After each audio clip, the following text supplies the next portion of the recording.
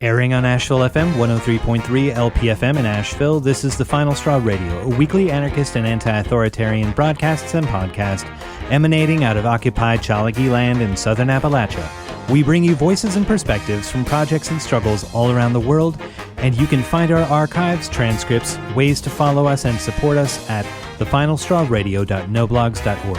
This week we're sharing part of our 2020 interview with Barry Pateman. Barry, born in the early 1950s, grew up in a working-class coal mining town of Doncaster in the UK and became an anarchist in the 1960s in London. He's a long-standing member of the Kate Sharpley Library, which covers histories of little-known anarchists and events in history.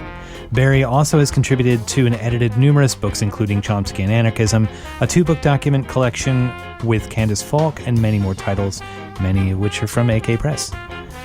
We talked about anarchist history, community, repression, defeat, insularity, popular fronts with authoritarian Marxists, class analysis, and how to beat back capitalism. You can find Kate Sharpley Library online at katesharpleylibrary.net. And you can check out our links in the show notes and stream the full chat via various platforms, or even better, subscribe to our podcast by visiting tfsr.wtf. So would you mind introducing yourself for the audience? Yes, my name's Barry Pateman. Well, Barry, would you mind telling us a little bit about where you grew up and when and what it was like growing up, what the political climate was like? Sure. I grew up in Doncaster, Yorkshire, in England. It was a very, very working class community, centered essentially on mines, but there was other industries, tractor making, nylon factories, all sorts of what you and I would call heavy industry. And I grew up around the coal mining areas, and that was an interesting experience. Looking back now, I realize it was rather unique. It was an experience where I was actually able to meet and talk to some rather politically committed working class men and women who had been militants for quite a long time. And they were militants of what you and I and everyone listening, I hope, would recognize as the left. So there were Trotskyist groups in some coal mining villages, Communist Party groups in other coal mining villages. And in fact, the Communist Party had quite a presence in the National Union of Mine Workers. And there are all sorts of things you could do. You could go to a Marxist study class, you could go to a Trotskyist study class if you wanted, or if you were like me, you sort of kept a vague distance between them, but was always aware it was there. Of course, a lot of the people I knew had nothing to do with politics in that sense. So we went out to the bars and the clubs, listening to soul music, went to sport, went to rugby. But there was, in essence, a community feel. You knew basically most people by sight, and you knew most people by reputation, if you didn't know them well. You didn't necessarily like them at times, but if there was a strike, say in 1972 coal mining strike or the 84-85 strike, they were there, most of them, with you. And I think my definition of community has always come from that experience. And it's not like what people in anarchist circles talk about community now, which, as far as I can see, is everybody thinking exactly the same, even within a certain tendency of anarchism. This is our community, this is my community. And it's not really a community, it's just people who think like I do. My experience, my definition of community is people who may think differently from you, but you have a shared opposition to what I could best describe as them, those people who will try and control and regulate your life, will assess you as what you're worth in terms of your productivity and nothing else, and ignore, in a sense, the humanity that's inside you because there's no room for it. As I said, it doesn't mean you particularly like everybody. That would be naive. We can't pretend that an organization like the Senate in Spain, which had up to 1 million members, everybody loved each other or liked each other. There were severe differences, but there was a common belief that capitalism was a vicious, evil, manipulative system that took away your physical and emotional dignity. That was then, and I think it's rather different now, because I think I would not spend time chatting to old-time Communist Party members now. I think I've gone beyond that in my thinking and where I think I'd like to see anarchism be. But as a young boy and man growing up, some of those people influenced me tremendously in their dedication to study. And they taught me that learning did not have to come from universities or schools certainly. It could come from within. You could teach each other and learn together. So that's where I grew up. I took part in certain strikes, certain activities, and gradually I moved almost, I think, I like to say organically, but that sounds really fucking pretentious. I mean, I just sort of moved towards what you and I would recognize as anarchism, I hope. I began to read papers like Freedom, which left me rather uneasy. And then later on, of course, I read Black Flag, the Bulletin of the Anarchist, Black Cross, and other reading material, and gradually came towards anarchism. Now, what I didn't know, of course, in the other villages, there were other people going on that journey, but I really didn't see much of them because our life in those days was quite constrained, and we never had the interweb to interact with. But in a way, I was on my own, and then more people came and we talked about things, and we were worried about the way that the Communist Party wanted to control the miners' union. We were worried about, their lack of action in sort of living conditions, blah, blah, blah. There was all sorts of things, and that's where I moved to. And then I physically moved to London, and that probably was the biggest mistake in my life. Well, so you had these ideas of like questioning the centralization of power by the Communist Party and the miners' union, or attempting to control it, and you had all these examples of Marxist and Trotskyist study groups coming up around, and socialist and communist like party operatives. How did you first come into contact with? It's easy to understand there is something other than what we're seeing as an anti-capitalist alternative, but when did you first come into contact with anarchism or libertarian socialism or any of those? Like, in terms of a number of people, when I got to London, and for a while I played that delicious game where I was a working class man. I knew the truth about life, and you were all middle class, so to speak. But that's when I first met them. I'd got papers from Freedom, and I'd read little bits by Alexander Berkman. But to be honest, I couldn't quite put them into perspective of my life and the people around me. It was only funny enough, when I was at a distance from it, that I could see where Berkman's writings, say, went. But I have to say, and it's something I'd perhaps talk about later on, when I began to meet people who associated in the anarchist milieu, is that the word? A milieu. Most of them didn't read much. They had a sort of class consciousness of who they were, men and women who were part of a certain class. And there was an orientation to other classes, usually antagonistic or cynical. But it wasn't as though we actually went through those reading groups in anarchist circles that the Trots had done and the Communist Party. I suppose a few people may have done it, but for us it was, and this is a dangerous thing to say, it was almost an intuitive, instinctive thing, which then became cemented by what we read after. So for me, reading came after my interest in anarchism, in a sense, or real reading. And in some cases, I still have trouble reading what is called the classics.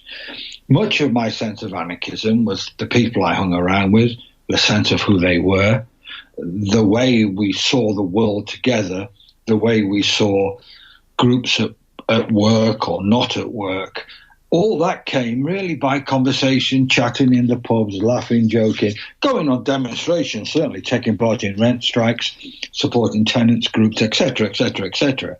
Supporting all sorts of activities. But it wasn't tremendously theory-driven. It was actually much more empathetic and emotionally driven, I think. And I would say, apropos of what I've been reading about anarchist history, I believe that was really common from, certainly in England, from 1880s onwards. So you mentioned going into London, and I'm wondering what kind of organizations and gatherings did you participate in? What did the scene look like? Yeah, I mean, obviously, I picked up, I think, in Finsbury Park a copy of the Bulletin of the Anarchist Black Cross before it became, Black Flag, and I was amazed by it, really. The language and its concerns were for people imprisoned who were anarchists. The language was one of what you might call contestation, taking on the state, taking on, the whole idea of what anarchism had become and challenging it, and drawing on, I think, people like myself's experience. It really made sense to me reading it. And then Black Flag, of course. And it was Black Flag and the Bulletin of the Anarchist Black Cross that moved me in a way really very clearly towards anarchism. Then there was a Fragos Press Anarchist Review later when Stuart moved to Sanday. That was a great educator for me.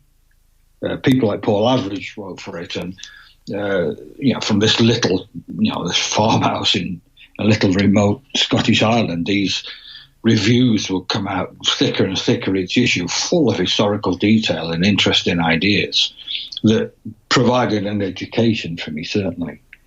I was also involved with support for Spanish anarchist prisoners, and through that the Anarchist Black Cross and anarchist prisoners all over Europe especially.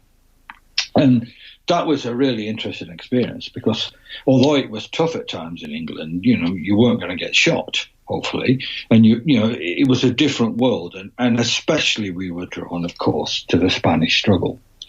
There were Spanish exiles in Paris, there were Spanish exiles in England, some of whom I think had probably just given in from exhaustion, but they were there, some of them still, and talking and listening to them were great influences on one. You couldn't you couldn't chat to these people without realizing that what they'd seen, however corny it sounds now when you say it, and almost perhaps unbelievable, they touched something that perhaps people listening to this may never touch in their life. They touched something wonderful as anarchists in Spain, which is why, of course, sometimes I get too obsessed with Spain, because there's so much to think about there, and there is that wonder that you saw. I mean, we talk about anarchism all the time, and we talk about this, and we talk about mutual aid, and we talk about going and doing this and that, the other. But there they did something far richer, far more potent. And whether we think it's relevant now or not, it's something that when you met people who've been involved in it was truly quite potent and changed, in a sense, gave your thinking a greater depth and a greater belief in the possibilities of anarchism, and also the need to challenge government at every opportunity.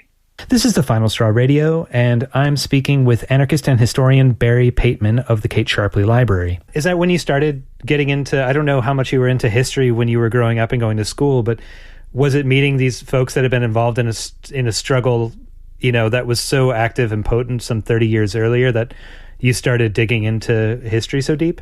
It certainly was a spur. It would have been strange if it wasn't.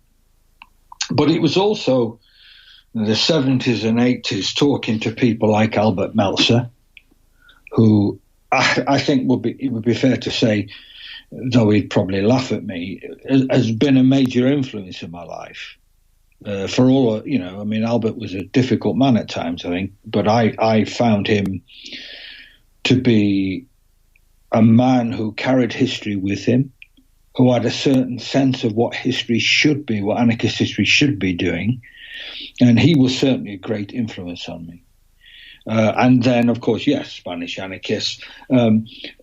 You learn, people like Stuart Christie, who, having been in prison in Spain for his attempt on Franco's life, had met anarchists there and came back with a fund of knowledge.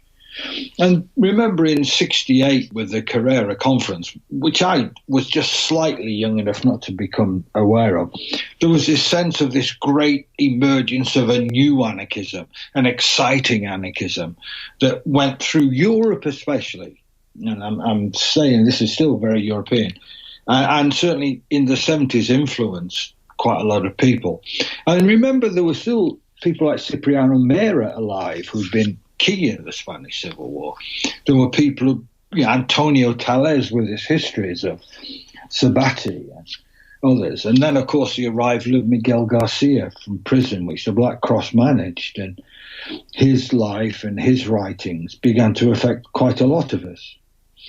And Miguel's sort of unknown heroes of the Spanish resistance, and we became, Sabati people and all of this, then led me to read a writer called Matt Kavanagh, who'd done a sort of unknown anarchist for freedom in the 30s. He was an old Irish anarchist revolutionary, and he made me think very clearly about anarchism, or the history of anarchism. And they all led me down a path that left me, I think, quite isolated for quite a long time. How so? Well, although by isolated, I should say, I mean in terms of intellectual histories of anarchism and what anarchism is and was. The Kate Sharpley Library, which we have now, and is, in a sense, our collective works on it regularly and works with it. Albert had been a great influence on the Kate Sharpley Library and helped enormously with it, and was one of, if you like, if it wasn't the original founder, he was the energy that was there in the 80s. And I realized that although I was interested in anarchist history, and I really was, what I thought was anarchist history wasn't the sort of material that was being written about in anarchist histories. And even now I find myself trying to find it very difficult to locate what I think and the people around me in the Kate Sharpley Library think about anarchist history to what even good comradely scholars who are writing about anarchist history write about as anarchist history. And it's a difficult one for me. But that I'm not at all. I was thinking the other day when you started bloody contacting me whether I wanted to talk about this, because it may sound regretful, but it's not. I'm rather happy that I am where I am in my thinking about anarchist history.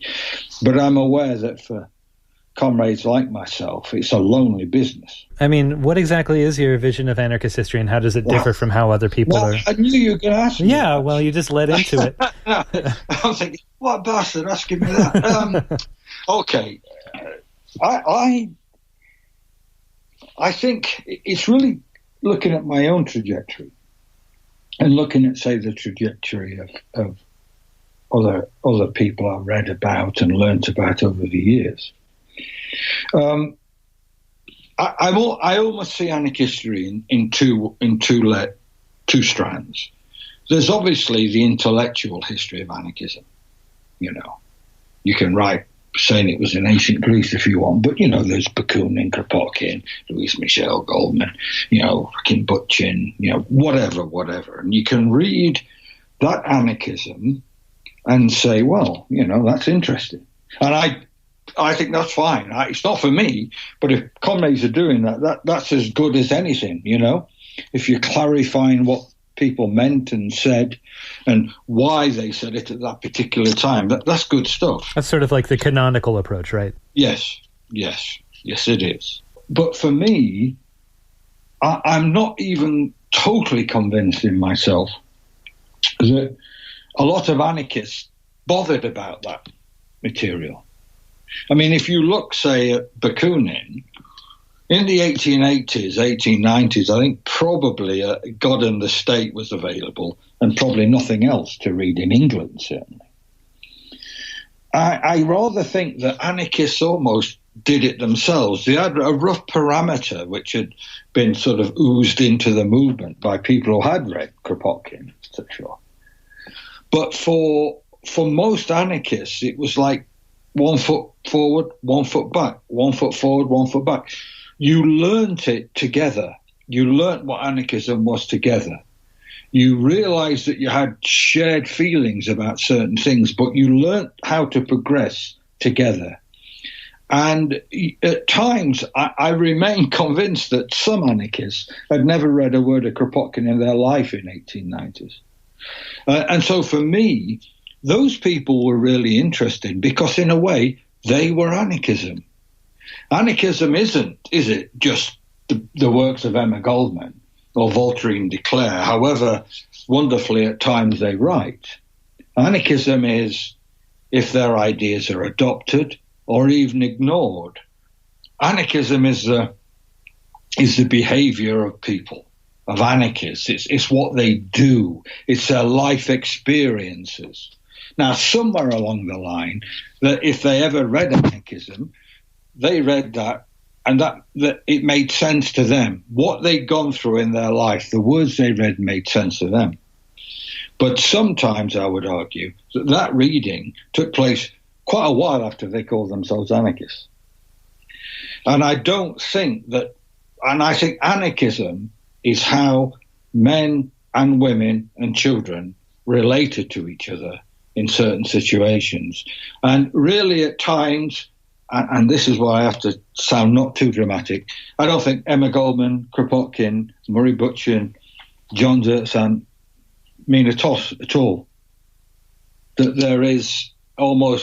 there's a study of anarchist theory, there's a study of anarchism. And sometimes the two are really divergent. My final point about all that was, and this is where I got really, if you like, challenged me a lot, was that I suddenly began to realise that if you were going to write a history of anarchism, you weren't going to write bloody Demanding the Impossible or whatever by Peter Marshall or Woodcock or Ruth Kinner. You had to write about ordinary people's lives who could call themselves anarchists, because that was anarchism. You know, one of the things we decided at the influence of Albert, but welcomed, was that ordinary people, if you wanted to learn about the history of anarchism, you had to learn about the lives and the actions of people who didn't appear in the books, because they were the anarchists who made any ideas happen, whether they read them or not. Anarchists were people who made things happen, who did things. And if you didn't know about them, you didn't know about anarchism. Certainly sometimes there's a dialectic between the work, say, of Kropotkin or Bakunin or George Barrett and anarchist behaviour in terms of people read it, bring their own ideas to it, change it slightly and do it. That's there. We can't ignore that. But it needs to be studied a lot more, and it hasn't been. And secondly, there is a, I think it's secondly, I've forgotten, but there is a belief I have anyway that anarchism is enriched, anarchist theory, if you want, is enriched by the behaviour of people who may not have read it but would call themselves anarchism.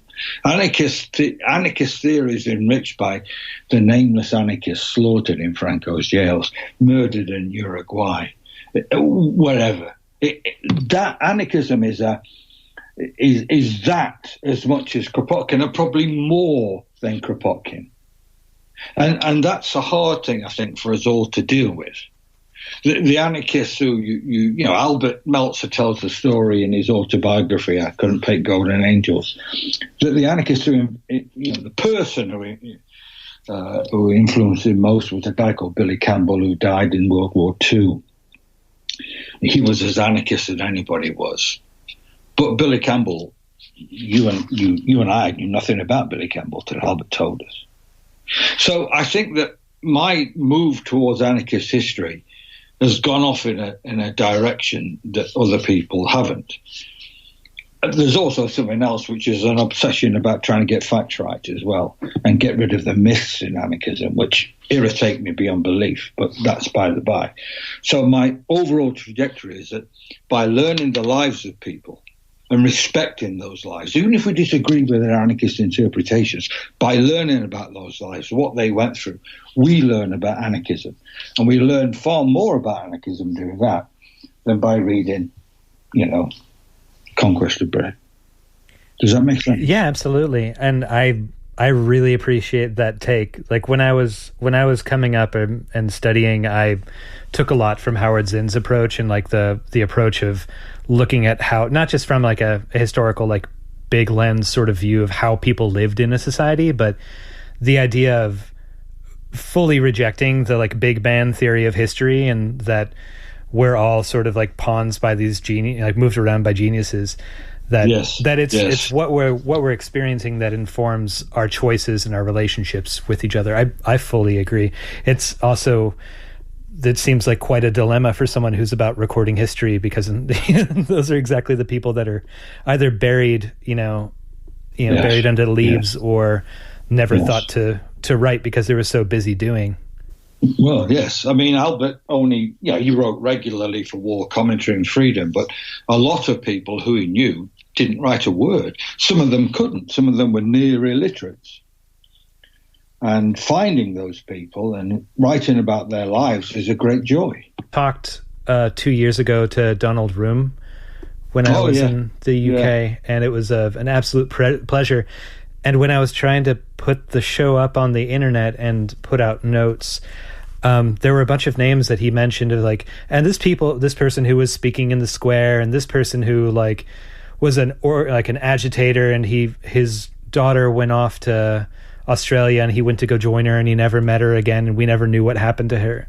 Like, just these stories of people that, for me, I'm never going to know anything about a lot of the people that were mentioned, who were amazing, like inspirational speakers in Hyde Park. And it's such a pity to lose that, even though it's losing it to me, but so many other people like felt the impact and influence. Like that living energy is that's anarchy, right? Yes, it is. And that energy is almost impossible sometimes to write about, because that energy as well, of course, can lead to conflict and tension. But the influence of those people at certain times, I think it has never really been assessed and looked at. Yeah. And I think it's a great loss. I think it does something to anarchism. It weakens anarchist history tremendously. Well, I mean, as long as we're also recognizing that it's a living thing that we're engaging in, that's, it's still alive. It'd be lovely to have that. It'd be lovely to have a conversation with all the great anarchists throughout history who were never written about, but. Yeah, it would be. It would also probably be very infuriating and irritating as well. And I think, yes, of course it's a living entity.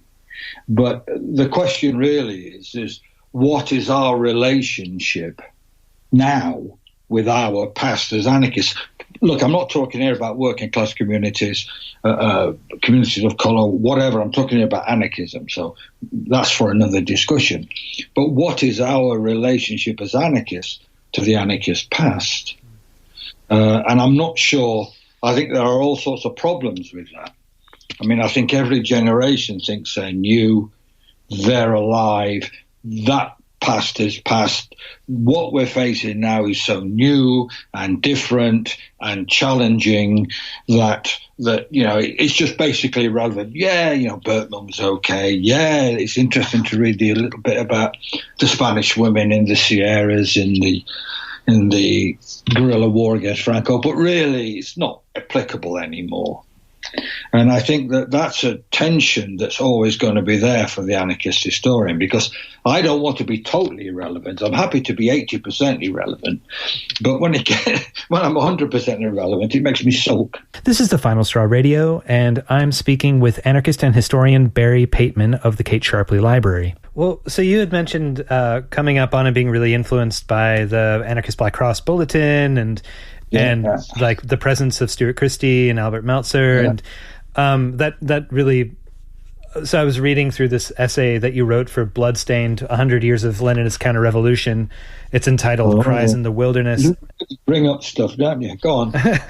Well, I mean, it wasn't published that long ago, but for me, that like reading that was really inspirational because I know bits about the history of Anarchist Black Cross, and I engage with an Anarchist Black Cross chapter and with other groups that do that work. And I think that not only is that work something that ties us to our history, knowing about people that have struggled and are continuing to be repressed, but getting to chat with you about this and your essay in there about Alexander Berkman and other anarchists' engagement with aid to incarcerated anarchists and socialist revolutionaries and others under the Bolshevik regime is like it's fascinating to see a bit of that heritage that those of us that do prisoner support are a part of and exist within. Yes, it is. I mean, it's a fantastic period to study, and I think, there's obviously some implications. I mean, that said, we have to be a little. I mean, you saw the tension I posed between some of the New York anarchists and Berkman, and the New York anarchists saying, look, we should just be supporting our comrades, not other people. And Berkman was very adamant that, in terms of the Bolshevik slaughter, we will support people who are also suffering under that. Now, Berkman, when he was in prison himself, he wrote in prison Memoirs of an Anarchist. It's a marvelous book. It's a very profound, I think, and I think perhaps if you want to be an anarchist, just read that because there's so much there. But there's so much that we would feel uneasy with now. Berkman had sympathy for all victims of capitalism. As far as Berkman was concerned, for instance, capitalism was a malignant, brutal force. And to put people in prison for any crime they'd done was the height of barbarity, cruelty, and pointlessness. And that meant he had sympathy for crimes that you and I and our comrades now would blanch at. As far as Berkman was concerned to some degree, as far as Berkman was concerned, many people in those prisons who had murdered, who had attacked women, those people were as worthy of sympathy as he was, because they were victims of the brutalities of capitalism.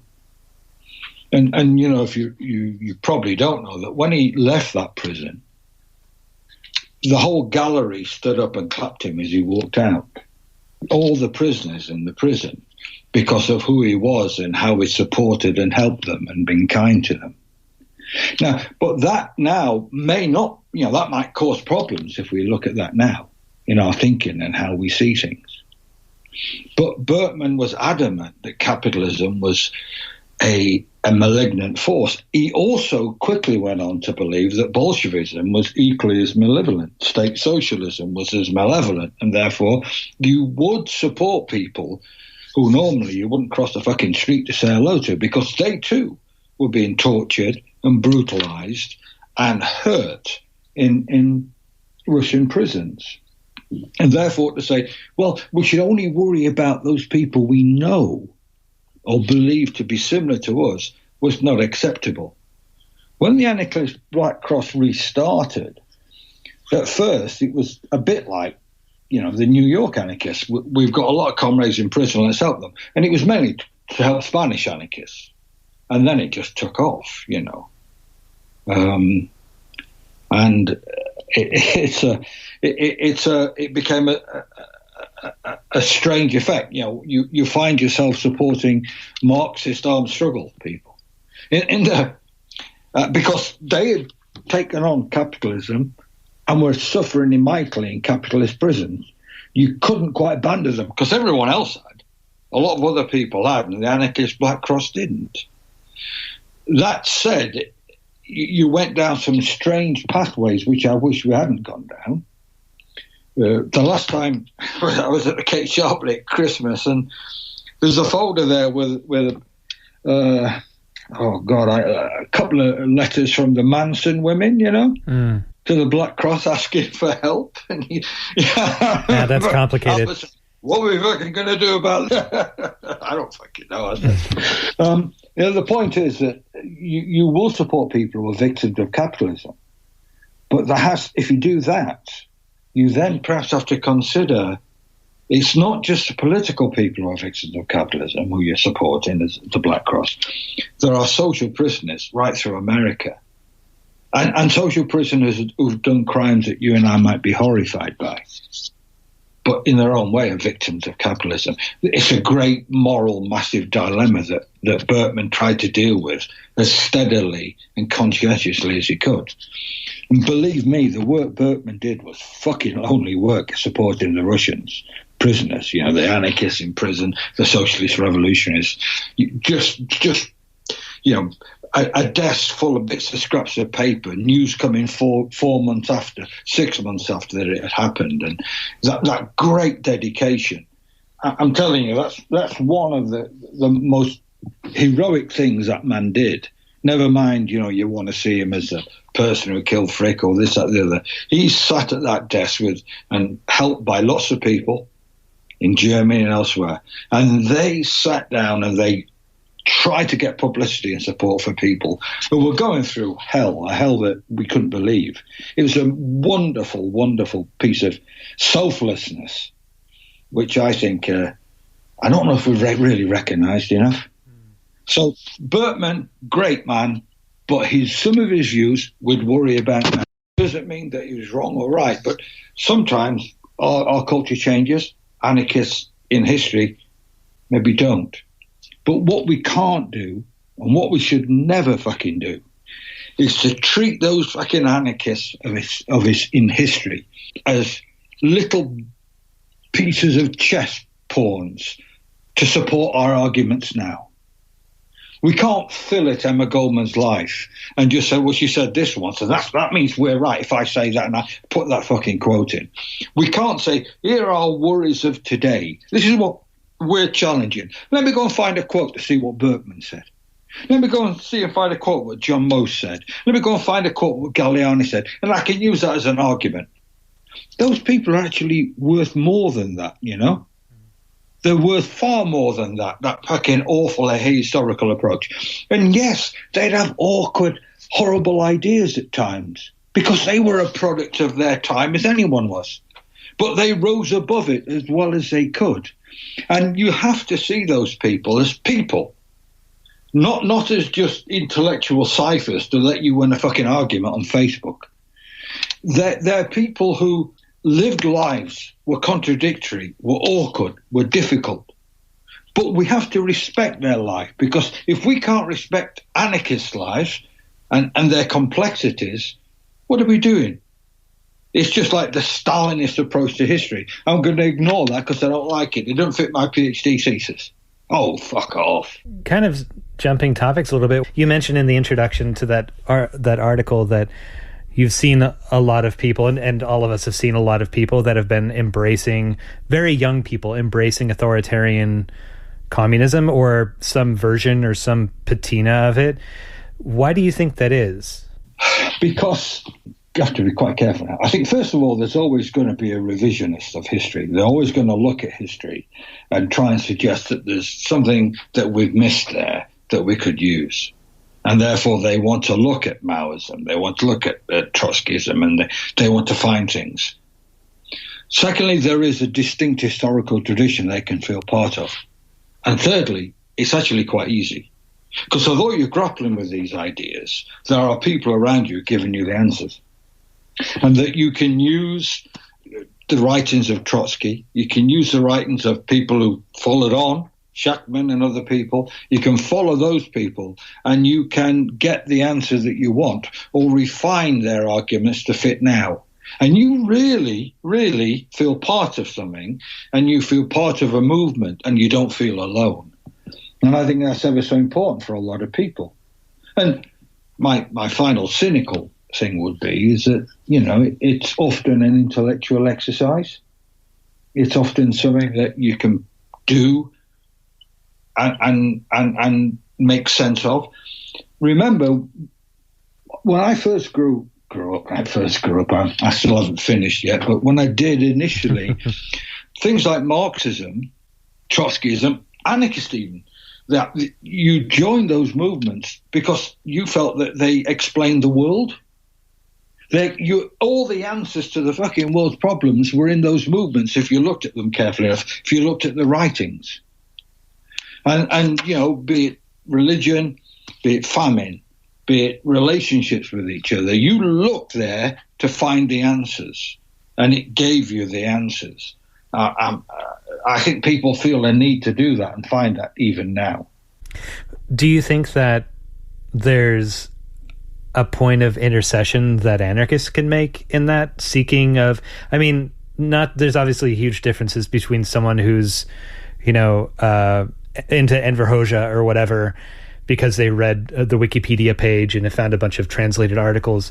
But like, if there's a commonality of leftism between the folks who are intellectually into Mao or Stalin or whatever, and people that come from an anarchist tradition, is there actually enough of a foundation, enough dirt to plant roots into and engage with? Or should we just like at least try to say it's okay? Like, I don't know. Like, is there grounds for communication, do you think?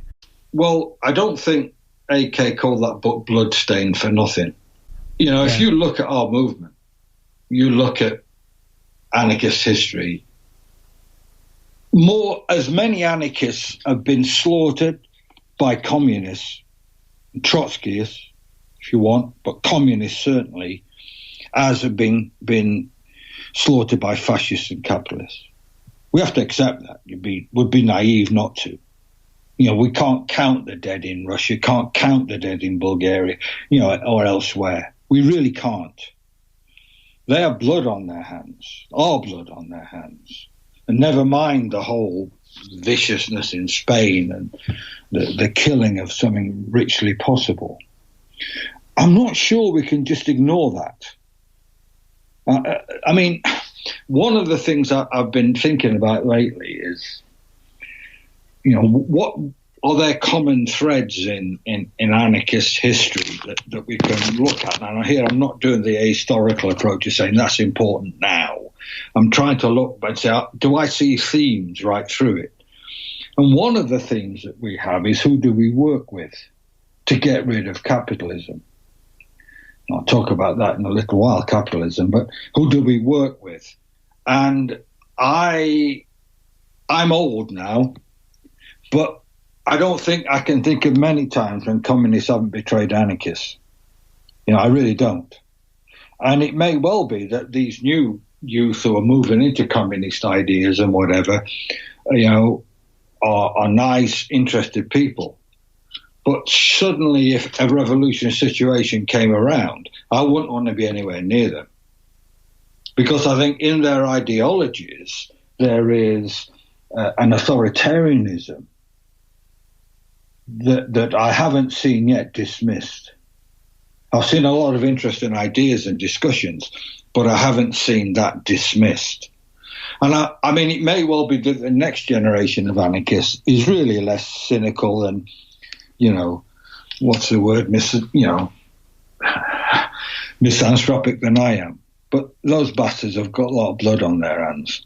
And I'm not that yet got to the stage where I can just forget that. It may be that, your generation and people around you can, and that may be a good thing. Who knows?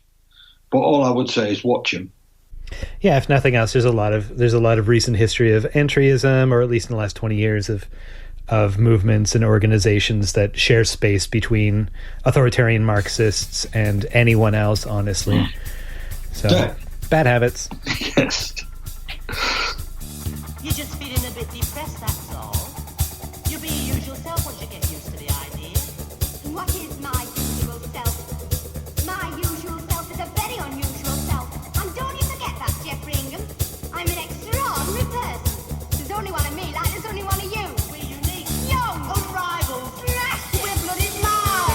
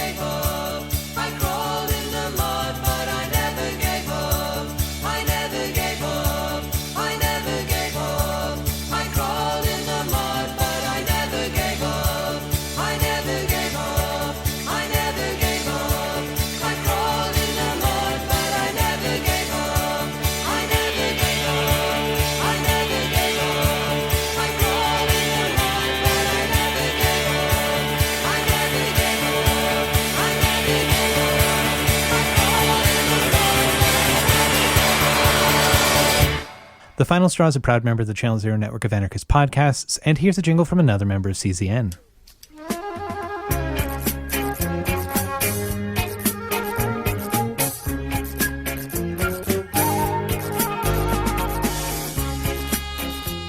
You're listening to Dissident Island Radio. Live every first and third Friday of the month at 9 p.m. GMT. Check out www.dissidentisland.org for downloads and more.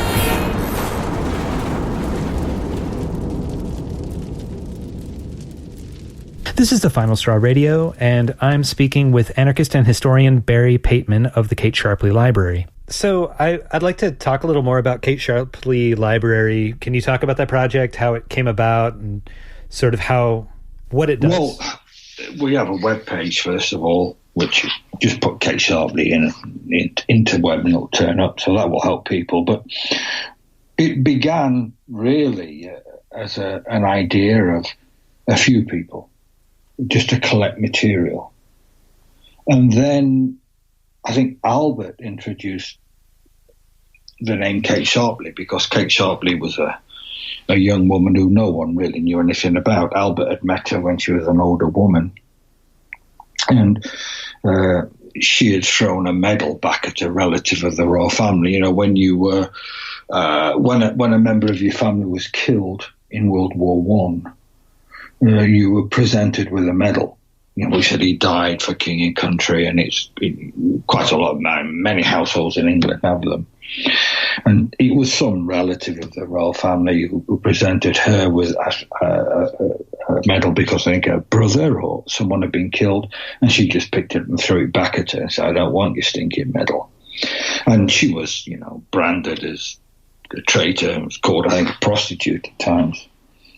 And it seemed to Albert that was a good name for this library, because what he wanted this library to do, and other people around wanted to do, was not just to have the memories of all the big names, you know, the letters of Kropotkin, a few original letters, but we wanted to try and remember and learn about all the people who were not the names of anarchism, who had struggled and suffered, often emotionally and physically, for their belief. And we're unrecorded now anywhere. And it gradually took off, and I started to work with it in the, I think, early 90s. So it's nearly 30 years of graph with it. And our aim is still that. We produce a bulletin probably every quarter. We publish pamphlets. We sometimes go down obscure alleyways for hours and days and months and find nothing, and other times we do. But our aim is simply just to record the history of those people who have been forgotten. And that leads us into some areas of, you know, tension. There are some anarchists who want to forget this, that, and the other, and we don't forget anything. We try to bring ideas and people back to life. We want, you know, we want to at least, if there's nothing else, you know, and we're not bringing them back to life so we can, quote unquote, learn from them. We're bringing them back to life to say, look, you know, these people had our ideas, or most of our ideas. They had most of our beliefs, and they were fucking slaughtered for it. Or they went into despair and walked away from the movement because they couldn't stand it anymore. Or they went to drink, or they just left the bloody country. But we want to recognize them for what they did. End of story. And we want to recognize them for what they suffered. End of story. And we want to say that they're not forgotten. No matter whatever else happens, they're not forgotten. There's one little part of the world where they are alive still. Because if you don't do that as an anarchist, you know, what are you talking about anarchism there for? If you can't remember all of your comrades who went through shit and despair and you know, ecstasy and happiness, if you can't remember all those people with all those feelings, what a dry, boring movement you've got.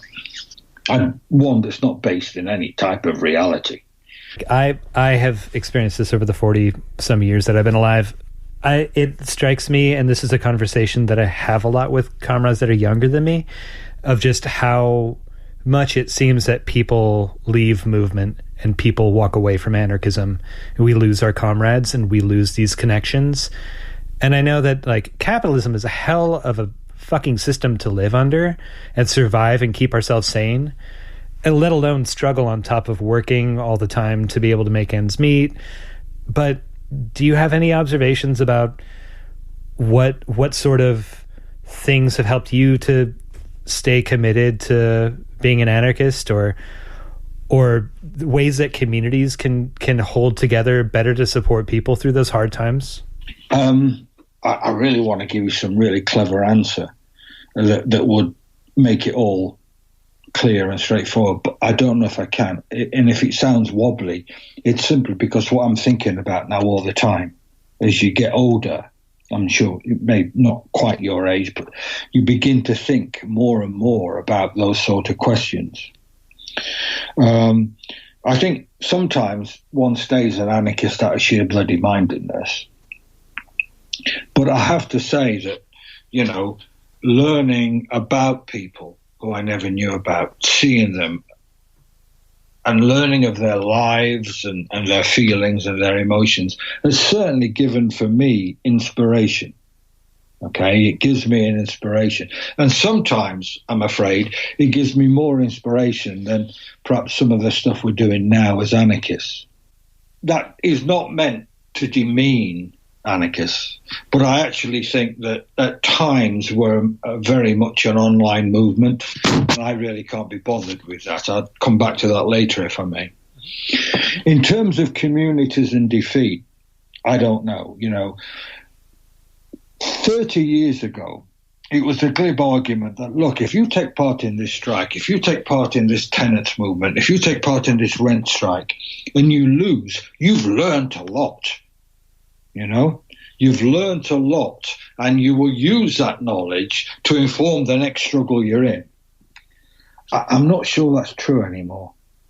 I think the experience of defeat for people who are not anarchists and people who aren't already totally committed, the experience of defeat in some cases can be devastating.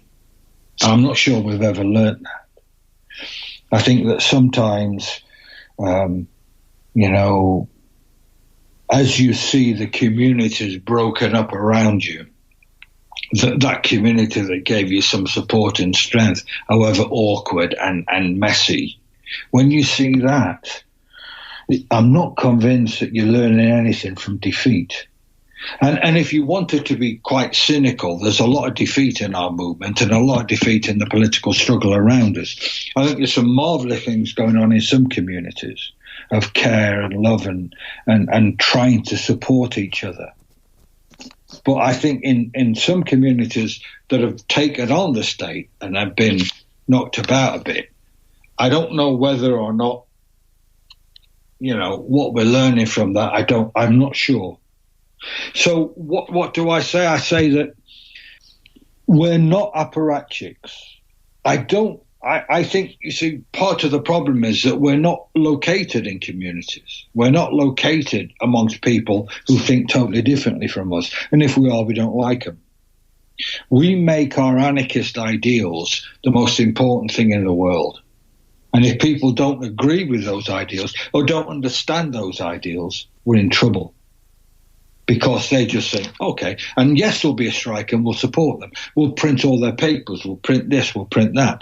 But when the strike goes away, if we're not living in that community, we move on to our next thing, don't we? What's next then? Well, miners, I know print workers. I know this community there. That can just keep moving around like fucking blowflies. And it's not helping anybody. My other point might be, my worry would be, and it's a question I keep asking myself all the time. And by the way, sorry, I should go back. I don't think you can just invent organic communities again.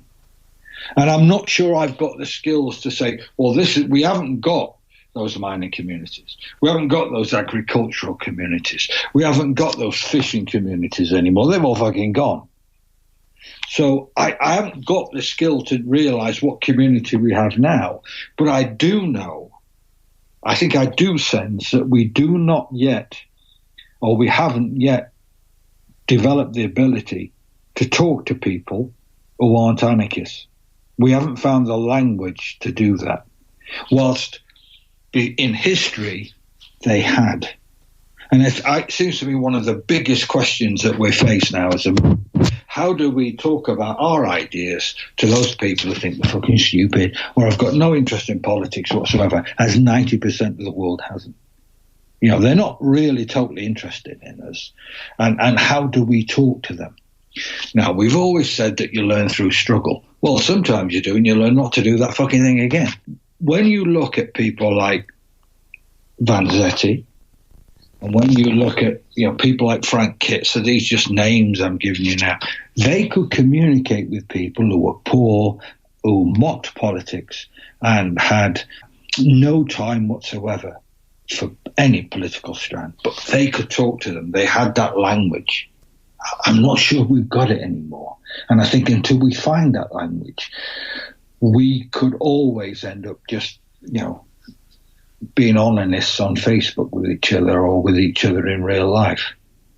We have to face that we will have to talk to people who have got attitudes that we're not easy with. But, don't we all realize that's how anarchism grew, by entering into those discussions? But that's another point. So I'm not sure I could answer that question clearly, because if I could, I'd be happy as Larry. All I would finish with is that Albert Meltzer and others who I knew of his age group would always say, well, I never gave up. I never gave up. And often it was sheer bloody-minded mental strength and a desire to get rid of capitalism that kept them going. That reminds me of a Chumbawamba song. Ah, well, that's where they got the title from. It's true. I believe it. But anyway. I think you've touched on something right there, and I think that, and I don't know, this is me being Pollyanna-ish or whatever, but as we're talking right now, we are in the midst of a global pandemic, and we are also on the slow precipice of ecological collapse. Yeah. And I wonder if, maybe I watch too many Hollywood movies, but I wonder if this is not the opportunity in some ways that we can take. There's been a lot of chatter about communities coming together and forming, talking about rent strikes, because whole portions of the economy, whole apartment buildings, whole cities are going to be unable to pay mortgages, to be able to pay rent. People have to scramble. Those, like, people hoarded food or even just bought up supplies if they could, but there's tons of people in our communities that don't. And healthcare and environment are two things that both, they sort of, like, in some ways cross class divisions and community divisions, but they're so all-encompassing. Another way of putting it is not just that, like, everyone has a concern with it, but literally everyone's concern needs to be our concern if we're going to survive. I wonder if there's any examples of community organizing that you've seen that inspire you, or any lessons that you think that we might think about through this, like, very, very harrowing time. Well, I think that if one is to believe Facebook, and I hope one's right here, there are lots of anarchists and sympathizers going out there, and people who are anarchists creating mutual aid groups who are trying to help people and to support people at this time. And I think that is exemplary. And I think, if nothing else, you gain, people begin to see who you are and what you believe, and this is what you're doing. And I can't urge people, to keep doing that, to help people, to care for people around you. It's especially difficult because I think that when I grew up, as I said, if you knew lots of people in your area, it wasn't hard to do that, It is now. I think many of us don't speak to our next door neighbours particularly, or the person down the corridor in our block. So if nothing else, it's opening up and breaking down a few barriers.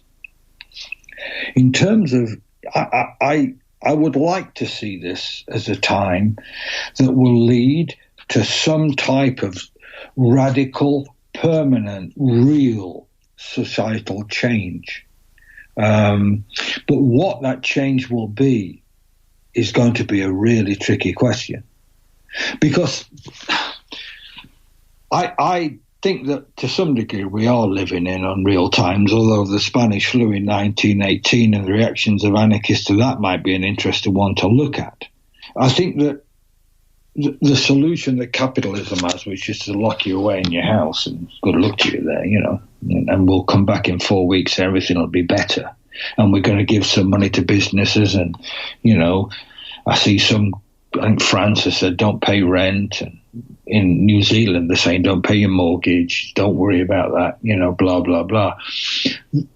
Capitalism, and I want to come back to this because this is what I've been looking at now for the last 3 years, which is the question surely that anarchists have asked since anarchists were alive ever, was how do you get rid of capitalism? How do you, finish it off? Will it be a pandemic? Will it be its own destruction? Will it be some great bank fall over or something? How do we get rid of capitalism? And at the moment, we're expecting a virus to do it for us. But the question is, what will we put in its place should that ever happen? And in what ways are you and I and all of our comrades not damaged by capitalism still? How do we stop and avoid the damage that capitalism has done to us as people? Because let's be clear, there's not one fucking anarchist in this world who in some way has not been damaged by that malignant system, that sinewy, brutal and hard system, is there? So they're big questions to ask, but if there's opportunities, that one has to take them. But one has to take them on the basis of mutual aid, mutual care and help. It may be an exciting time because one of the other things that I worry about a lot and think about a lot is that, we will need a lot of people to support us, to help us and work with us.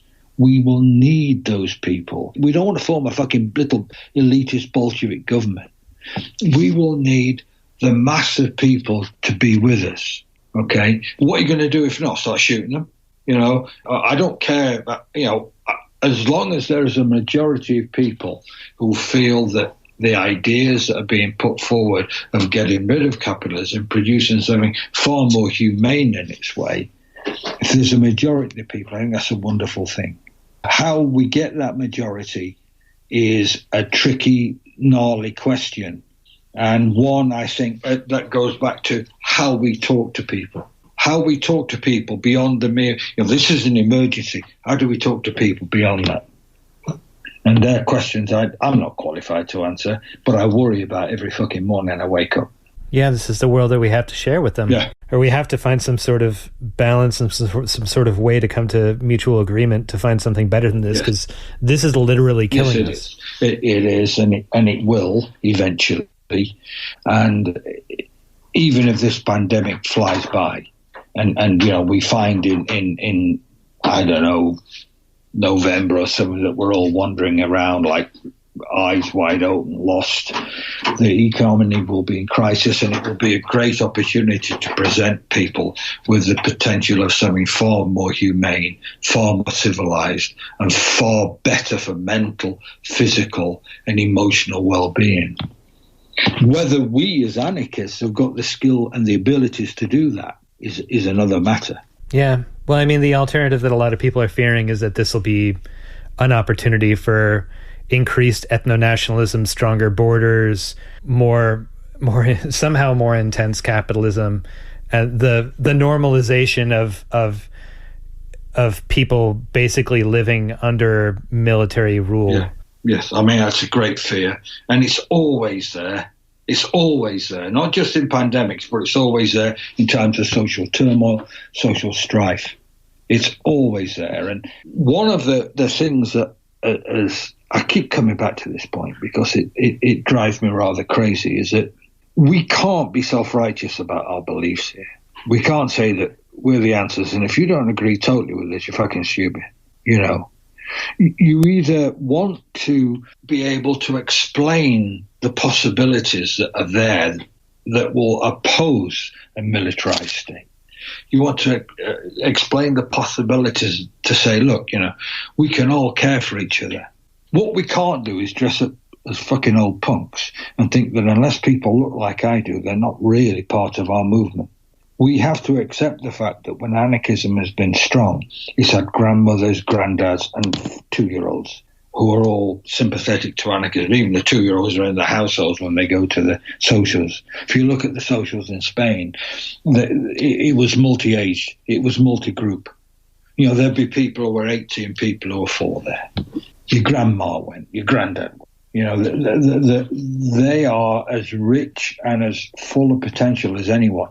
We have to be able to take our attention away from talking to each other and to talk to people out there in that scary world beyond the computer screen. And maybe this awful pandemic, and I don't want to even say it's given us a chance to do that because it's almost disparaging of the people whose lives are lost and the misery and sadness in families. But, it might encourage us to talk to people more. It might. And if that's the case, that'll be a great step forward, I think. In not to talk to each other, but to talk to people out there. That's all I can think about, really, at the moment. So is there anything you can learn from anarchist history apart from lives? Yeah, I think there is. And this is, I suppose, where one gets at a certain stage in one's thinking, and I'm at there now. And I think there are certain things that are relevant to it. Which I think we have to accept that these are relevant to us, and that sometimes we can read about what anarchists try to do with it, not at all to copy it, but to realise that it's a relevant theme that we haven't yet dealt with, and we haven't been able to solve, or we haven't been able to quite come to terms with. And I suppose the first one, of course, and it's in every piece of anarchist writing and anarchist action, which is, how do we get rid of capitalism? I mean, if you'd have said to me in 1968, 69 that capitalism would still be functioning in 2020, I'd have probably laughed at you. I thought that capitalism was on its way out, yet every time it's managed to come back from whatever challenge. And it's proved to be sinewy, it's proved to be difficult, it's proved to be elusive to pin down. It may be that the era that we're living in will change all of that. But, I am slightly cynical because it's been thrown at us, many, many times that it's on its last legs. And that little weaselly bastard keeps coming back. So, for the anarchists, say, in the Socialist League of England, the anarchists around Mother Earth, that was in America, the anarchists around, the anarchists in Argentina, Giovanni and others, how do you get rid of capitalism? How does it go? Because if you don't get rid of capitalism, anarchism will never live. And alongside that, of course, is what does it mean to be an anarchist under capitalist society? What does it mean? How far should you go in your want accommodation? These are real problems that with capitalism, your accommodation with capitalism, I should say. These are real problems that anarchists have agonized over for 100 years. In the American anarchist communist paper Free Society, there was whole discussions about this in the 1899, 1900s. What do we do with capitalism as anarchists? How can we relate to it? Well, say, if you look at Bono gang in Raymond Calamin, or Raymond Le Science, as he was called, those people felt, and those comrades felt very clearly that there was no accommodation to be had. Better to throw yourself against it and die than try and compromise with it. You had to leave a completely separate life, but at the same time become a legalist to challenge its morality. There's all sorts of approaches you could have. But the truth is, how do you and I function as anarchists in the capitalist world? And if you can't function properly, then what's the fucking problem with capitalists? If you can go and live on a little fucking commune in, some part of America and not really get bothered by it, well, capitalism's fine, right? So that tension of being an anarchist under capitalism has permeated right through anarchist history. And it's a real challenge for us to deal with. So that I think is really, really quite important. As I said earlier, talking about Bloodstained, the next question in terms of capitalism is, who do we work with to get rid of it? Who do we work with who we feel we can trust and would share the ideas of a world afterwards based on mutual aid and individual respect? Who do we feel we can work with to achieve that aim? And once it's gone, to work for this much better world. And that seems to me an enormously important question nowadays. And it may well be that we move away from traditional ideas of left thinking and go to people who are not necessarily political, but are perhaps rich in emotion and possibility. I don't know.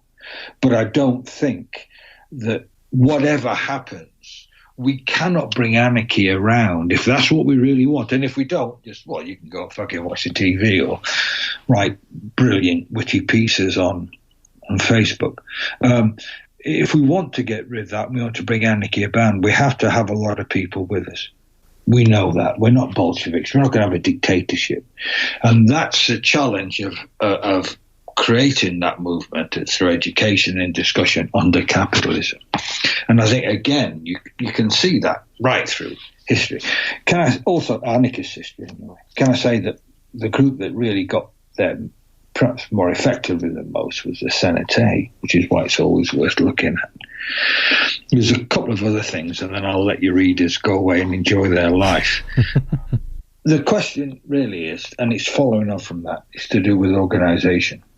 Are we able to create organisations that are flexible, fluid, non-dogmatic enough to challenge capitalism and to be faithful to the complexities, if you like, of anarchist practice and relationships?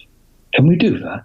It's bloody hard, and I don't know if we can, but we may need to work with other anarchists and other people in those organizations. And how do we do it? You know, we can, I mean, there's been a great tradition of non-organizational anarchists who've added much to our movement. There's no question of that.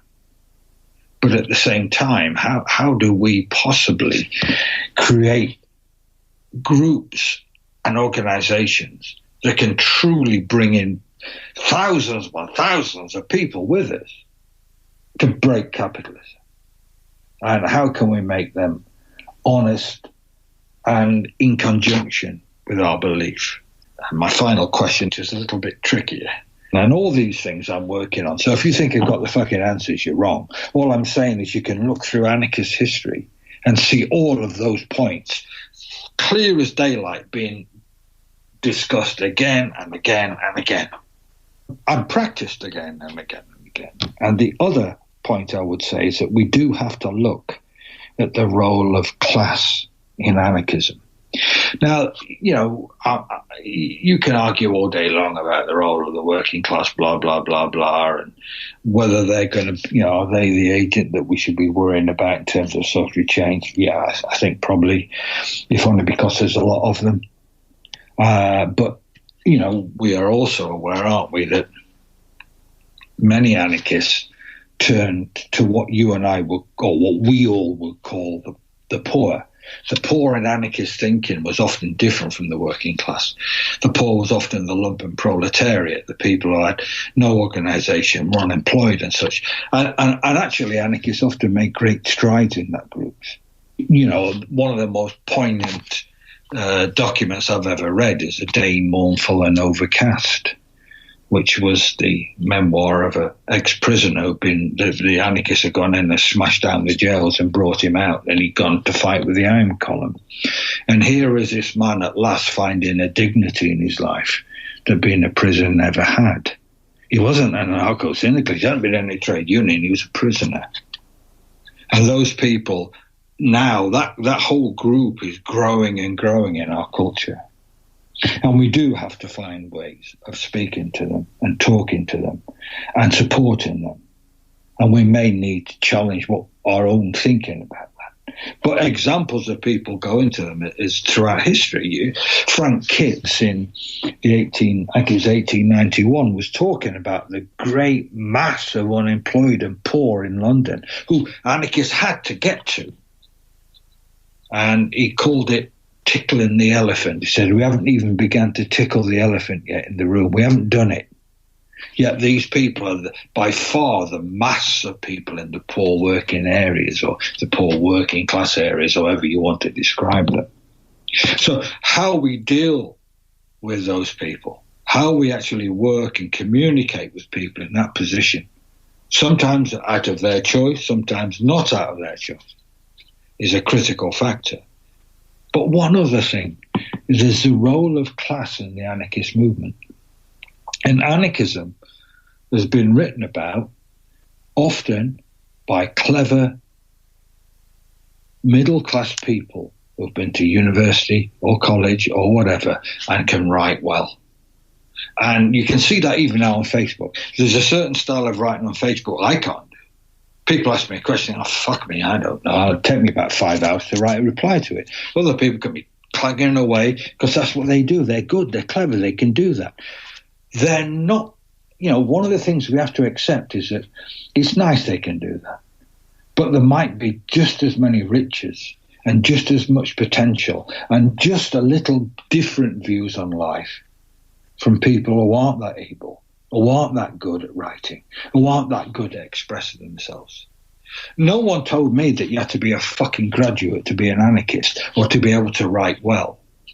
I'd rather have an anarchist who had something in their chest and their heart, she did or he did.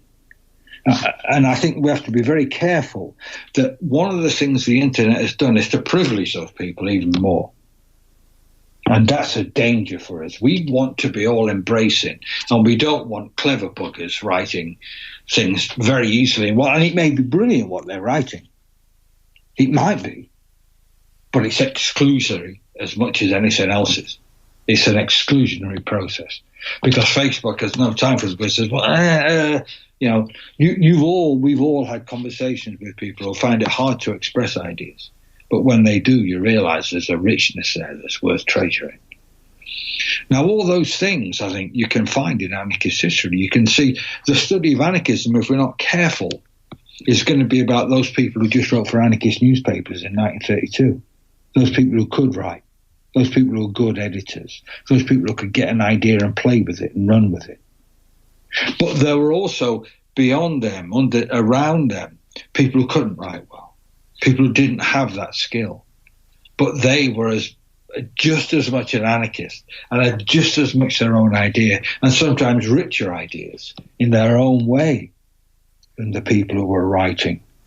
And we have to be careful about that because even in many of the newer movements, if you like, we're privileging people who can write, people who can speak well. And that's a real danger to me. And I think that if you look at anarchist history, one of the things that Kate Sharpley's tried to do is to go beyond that. Say, yeah, look, that article there is really clever. It's good. It's really interesting and very powerful and very potent and speaks. But what about the people who can't write that well? Are they just sitting there going, oh, that's wonderful. That's a wonderful article, Emma. No, sometimes they've got their own ideas that are either a reaction to that article or is slightly different. And they're the people that we have to find now as well as in history.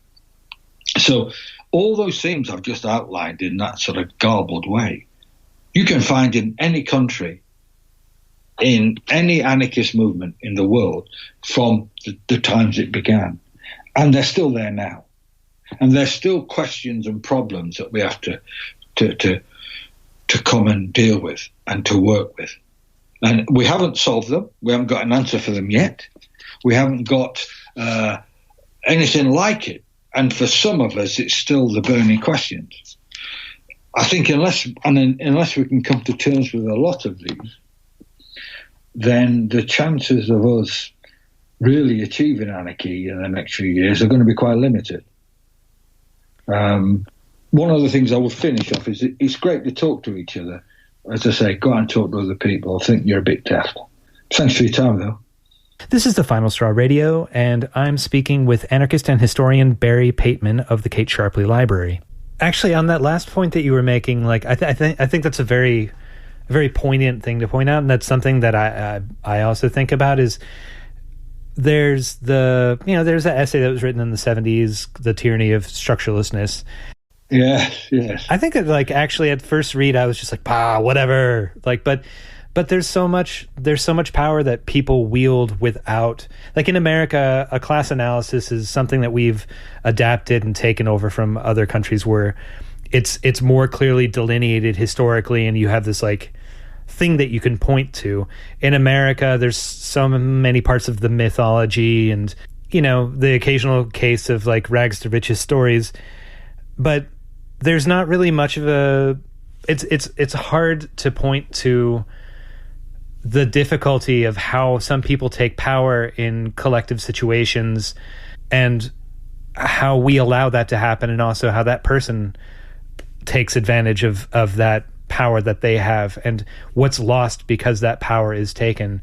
And I wonder if are there any instances that you can think of where groups have had, that you've read about, where groups have developed good mechanisms for sort of like checking that and being like, you've been talking for a little bit, like I've heard about, but that historically, like, human communities have used and continue to use shame as a way of knocking people down when they've garnered a lot of social capital, or, you know, they have an advantage over other people, because it's not about them as individuals in the community. It's about their life is about them for sure, but it's about them within the collective and within the world that they exist in as a part of it, not above it.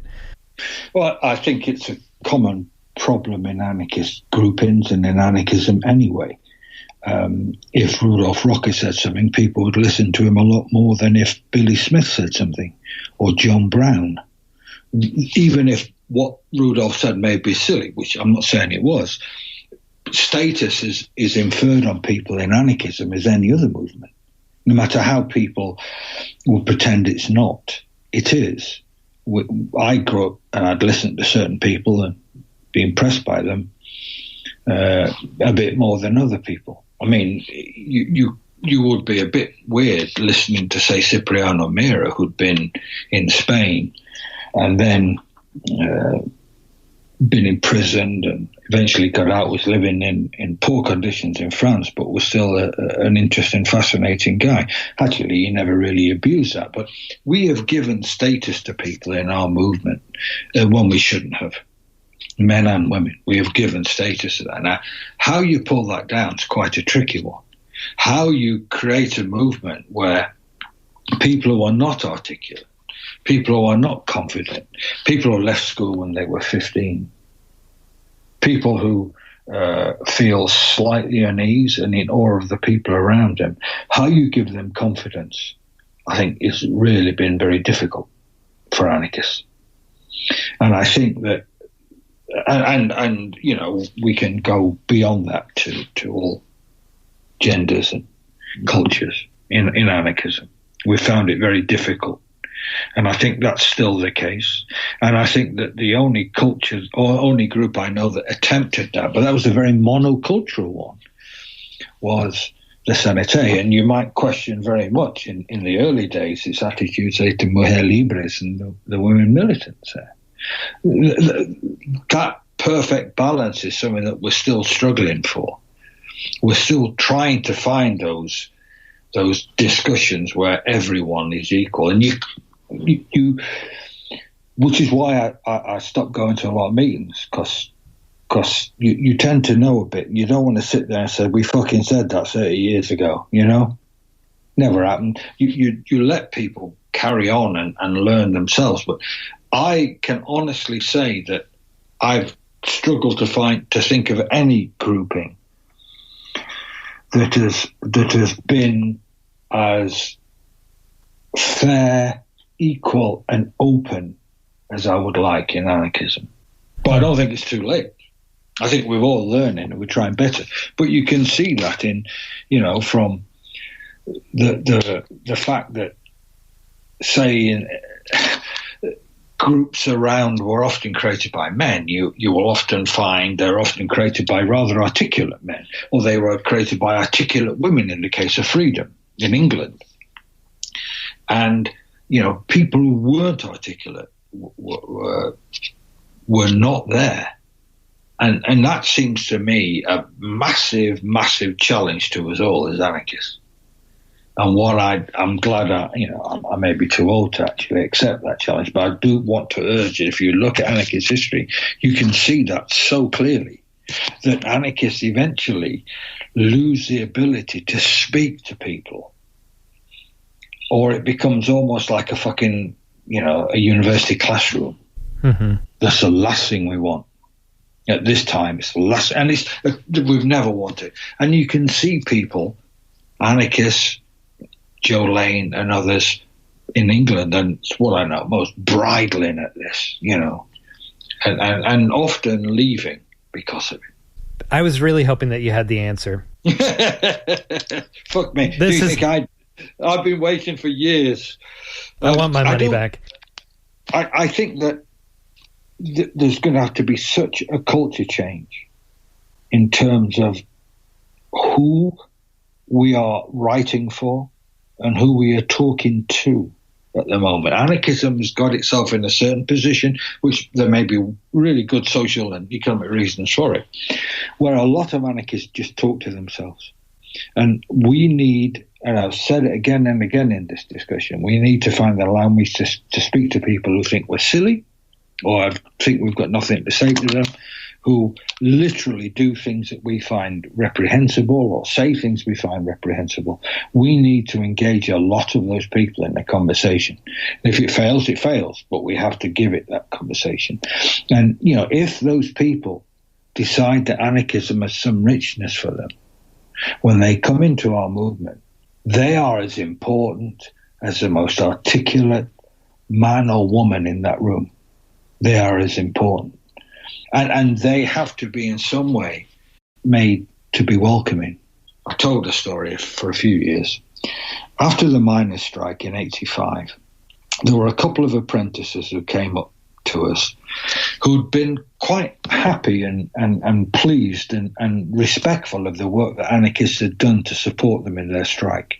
Okay? Mm-hmm. They really were. They you know, we'd, I think, behaved bloody well and put hours and hours into the strike without telling people what to do, but just offering support and being there with them on the lines. So they came along and they wanted to join, you know, an anarchist group. And they had in their pockets, open at page 3, the Sun newspaper. And the Sun newspaper had, in those days, a picture of a rather, you know, usually a woman showing her breasts. And it was like the page 3 pin-up page. And they were reading the Sun, which was about as an anathema to their struggle as any you could ever find. The Sun thought they were all and they didn't want them to get involved in it. That's by the by. What they wanted was to join, to be part of our movement. Now, the question was that very few people they spoke to could help them in that. You know that? They couldn't.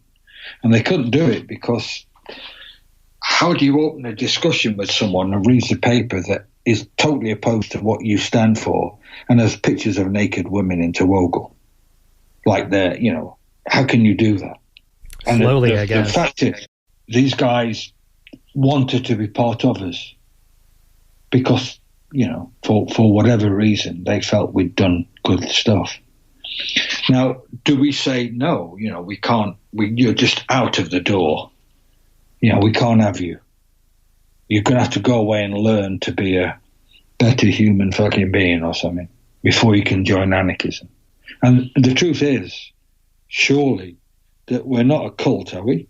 We're not a cult whereby only the best can join. And you can see that as a culture right through anarchist history. And that type of approach that you have to be thinking just like we do before you can become part of us is both at times necessary if you're engaged in underground work, if you're engaged like the FI were, or you're engaged in the armed struggle movement. But if you're in a mass movement that's trying to grow and grow and grow, well, you have to think about things like that. It doesn't mean that you have to take them. It doesn't mean at all that they should. But people are not going to think like we do. What are we going to do about that? It's a question mark. Yeah. Yeah. So it's a question mark that we've had trouble with for years and years, and all anarchist movements have. You know, there's a sense of the point that we're facing is that we believe anarchism is the richest possibility. It's a possibility for the majority of people in this world, or a lot of people in this world, to find a richness and strength within them, to find that potential in them, that possibility in them that is denied them under any other system. It could be a flowering of enormous, enormous richness for humanity in the world in the next thousands of years. So the question is, how are we going to approach people who aren't like us and convince them that this idea, this possibility is one that they should join and be with? You know, that they can see that possibility and that they should be with us on that journey. And that's the biggest question that you see throughout, I think, anarchist history, as well as how to get out of capitalism. How does an anarchist movement grow? How does it grow into a rich to bring this about? Always been the question. And, if there's one thing that Bolshevism taught us is don't do it that way. Yeah, right. But that then opens up, well, how do we do it the other way? But I think it's an important question still. But hey, this is the ramblings of an old fucking man going on now. So. And yet quite insightful. Quite. No, yeah, I totally agree with you. Well, last question, I guess. A lot of anarchists around the world since 2012 at least, and more recently than that, have been taking a lot of inspiration from the anarchist-influenced organizing that's going on in northeastern Syria, in the place that's often called Rojava. Murray Bookchin had a lot to do with influencing the ideas there. Used to be like straightforward Marxist-Leninist, organization or influence with the PKK, but it seems to also have stepped away from that since the late 90s, and also presented a lot of really interesting community-based options around power sharing across genders and between ethnic and religious groups. I'm wondering if you know much about what's been going on, if you've been paying attention to it, and if you find it interesting. No, I know no more about it than the normal Facebook feeds, but I do see it as a source of inspiration. I'm not that daft. I can see that. I can see that sharing of ideas and different roles in the community, and the potential of richness of that movement is to be something to be preserved and treasured and saved. Because there aren't that many of them, let's be clear, Yeah. They are actually not just reacting, they are creating wonderful things.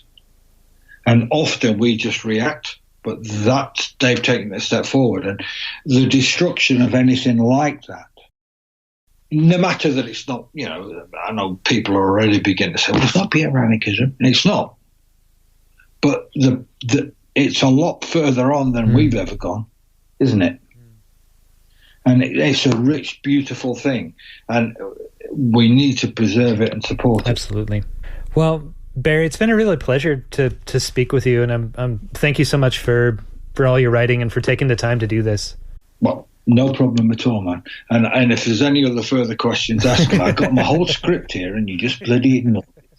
But no, I thank you so much, and good luck with your work, and keep it going, and be safe. You and yours be safe out there, man. Be safe. Thanks, you too. And I hope that you can get back to the U.S. safely, and yeah. Oh, yeah, so do I. I'm fucking going to kill someone soon for a burrito, but I do as well. And thank you for your time. Good luck to all your listeners over there, and tell them to keep up the good work, because every time, despair is so easy, and sadness, but find inspiration in the strong memories of people, like the anarchists we work with and other people you've known.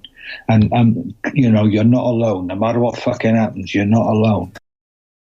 If you would like to support The Final Straw, you can subscribe to our podcast via various platforms, follow and share our materials online, as well as give us feedback via the links at tfsr.wtf/tree, as in Linktree. To support our transcription work and wider project, you can subscribe to us via patreon.com/tfsr. You can also buy some merch or find donation methods at tfsr.wtf/support. And now some words from anarchist prisoner Sean Swain. This is the list compiled by the Mapping Police Violence Project of those who were killed by police. December 2022.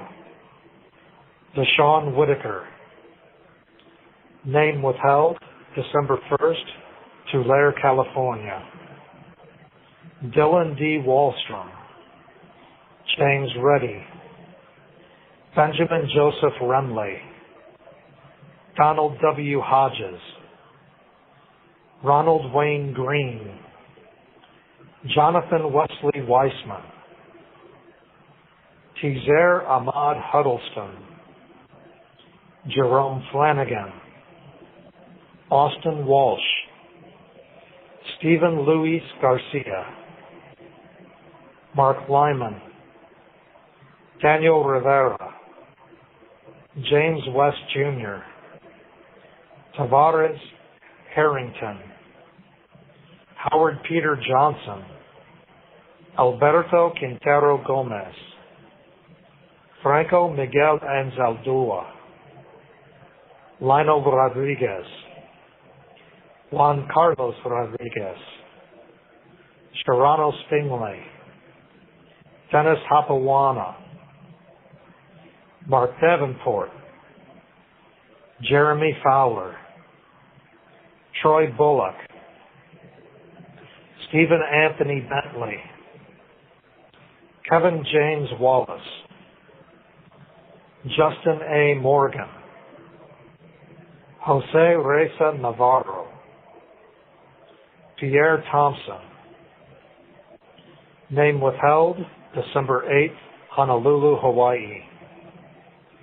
Derek Michael Large, Randy Goins, John Ray Romero, Michael Frederick Stevens, Latoris A. Taylor, Peter Birmingham. Name withheld, December 10th, Bluffdale, Utah. Justin Rodell, Isaiah Winkley, Joshua Leon Wright, Sean Michael Hinton. Name withheld, December 12th, Orange City, Florida. Bradley Laughlin, Amy Brogdon Anderson. Name withheld, December 14th, Miami, Florida. Katie Powers, Brent Lee Kapaka, William Fox Blakely, Jacob Cole Barnes, Brent A. Alsleben. Name withheld, December 16th, Ballard, Utah. Jalen Keyshaw McKenzie, Mauricio Cisneros, Nelson Graham. Name withheld, December 17th, Welch, West Virginia. Joseph R. Coons. Name withheld, December 17th, Orem, Utah. Chatuma M. Crawford, Victor Melendez, Alan Perez, Chula Vista, Bradley Monroe, Ali Naji, Matthew C. Lopez. Name withheld, December 19th, Bunker Hill, West Virginia. Michael Christopher Klein, Brandon Verral, Stanley Stubblefield, Travis Wayne Hellinger, Ryan Eric Schlosser. Name withheld, December 20th, Bakersfield, California. Name withheld, December 21st, West Valley City, Utah. Todd Jordan, Fernando Fierro, Corlunda McGinnister, Deshaun L. Jones, Willie Pendleton, Robert Allen Van Cleve, Rigo Mendez, Patrick Alexander. Name withheld, December 24th, El Centro, California.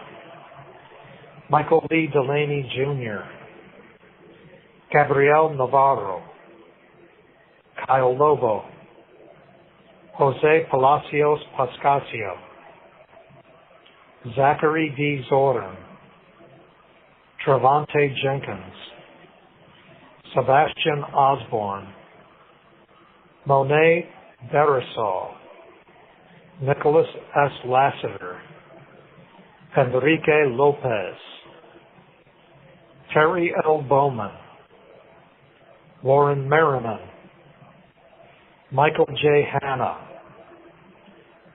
Tameen Alexander Jones, Quayshawn Samuel, Randy Ness, Reynaldo Ricarde, William Shea McKay, Jacqueline Laney Hudson, Dylan Pugsley. Name withheld, December 30th, Houston, Texas. William Allen Conkle. Thomas Marshall. Name withheld, December 31st, Tulsa, Oklahoma. Carolyn Gill. James Allendale. Margaret Dunn. Brandon Lynch. This is anarchist prisoner Sean Swain from the Super Duper Mega Ultra Hyper Turbo Multi Maxi Max in Youngstown, Ohio. If you're listening, you are the resistance. You can still write Sean at his new old new again address at Sean Swain number A243205 OSP Youngstown 878 Coatesville Hubbard Road, Youngstown, Ohio 44505. You can find his past writings, updates on his case, hear his past audio, find out how to get his books, plus ways to contribute to his legal defense fund at seanswain.org. This is The Final Straw Radio. The show will later be archived at thefinalstrawradio.noblogs.org, and you can email us with questions and suggestions at thefinalstrawradio@riseup.net or thefinalstrawradio@protonmail.com. If you'd like to use any episode for your project or radio show, feel free to do so. Just send us an email to let us know. If you care to, you can send us letters at TFSR, P.O. Box 6004, Asheville, North Carolina, 28816. This show is brought to you by Firestorm Books. Located at 610 Haywood Road in West Asheville, Firestorm Books is a worker-owned cooperative in Asheville specializing in offbeat, underground, and independent literature. You can find a catalog of Firestorm's books and zines, plus a full calendar of events at their website, firestorm.coop.